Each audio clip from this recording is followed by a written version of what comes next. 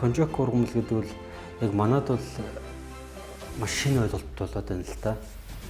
Японы урт хэсэг, за Индонез, Хятад зүүн одоо Хятадын урт хэсгээр ургадаг конжак гэдэг модлог ургамал байдаг.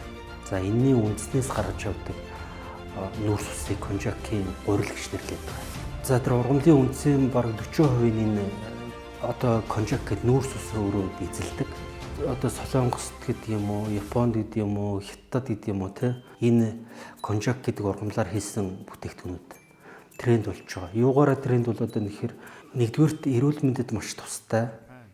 Цусны дах сахарын хэмжээг өсгөдөггүй, цатгалан мэдрэмж төрүүлээд за ингээд бүдүүн гидсэнд одоо байж байгаа ашигтай бактериудын хоол буюу одоо пребиотик бүтээгдэхүүнүүд болж идэг. Бид нар хоол идчихэд хамаг шин бодисоод нарийн гидсээр ингээд бүдүүн гидсээр ялгаад авчдаг болвол цус руугаа шимэгдүүлээ авчдаг бол яг нөгөө энэ шингэдэггүй хэсэг маань өөрөө тэр ашигтай бактериудын хоол болж идэг.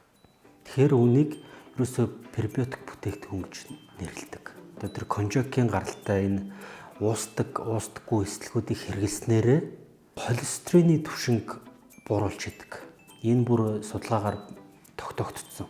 Конжак гэдэг одоо энэ глюкоманан гэдэг уустдаг эслэгээр багасгаж идэг. Энийг хэрэглэснээр одоо тэр хоол боловсруулах замд үүссэн байгаа одоо тэр бусад одоо тэр хортой нэгдлүүд, бодисууд, удцсан бодисуудыг тийм ээ өөртөө шингээгээд залиулаад гараа авчдаг. Инхээр нөгөө хүнийг илүү одоо тэр хоол боловсруулах тогтолцоог цэвэрлэнэ гэсэн үг. Хүн одоо тэр хоолны хордлогонд орчхороо яадаг хүлээ. Нэг эсвэл бөөлждөг тийм нэг эсвэл одоо гүйлгдэг. Энд чинь өөрөө нөгөө аюултай бодисоо биеэсээ хурдан зайлуулах гэдэг хэлбэр واخгүй юм чинь. Ерөөсөө энэ глюкоз гэдэг нь өөрөө 100 гликемийн индекс 100 гэж үзвэл за энэ конжак жилийн маань ерөөсөө 17 байдаг. 17 гэдэг чинь маш бага гоц. Тэгэхээр ийм бага хэмжээний глюкоз одоо нэг ч хугацаанд 17хон индекс бага глюкоз цуснд нийлүүлнэ гэдэг нь өөрөө хөдөлгөөнөөр зарцуулагдаад маш амархан зарцуулагдаад дуусчих нь цуснд сахарт ихсдэг юм байна. Тэгээд үүнээсээ үүдээд цаашаа нөгөө илчлэг үүсгдэг юм байна. Таргалуулдаг юм байна. Ингэж ойлгох хэрэгтэй. Өдөр тутам хэрэглэснээр шаардлагатай эслэгийнхаа хэмжээг авчих нь байна. Нэгдүгээрт. Хоёрдугаарт одоо хэрвээ одоо тэр цуснд сахар ихсдэг тийм ээ чихрийн шижүүн өвчтөй бол энэ аюулгүй байдаг бахан байна.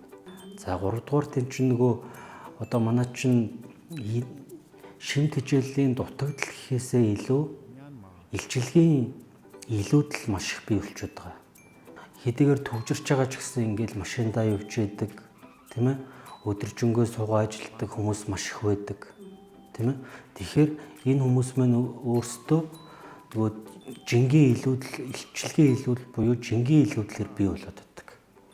Тэгэхээр эн чинь өөрөө нөгөө хэдий эсвэл хөдөлгөөн хийх зав гарахгүй байсан ч гэсэн яг иймэрхүү төрлийн бүтээгдэхүүнүүдээр шийдээд явах боломжтой байдаг. Энүүгээрээ л маш их давуу талтай.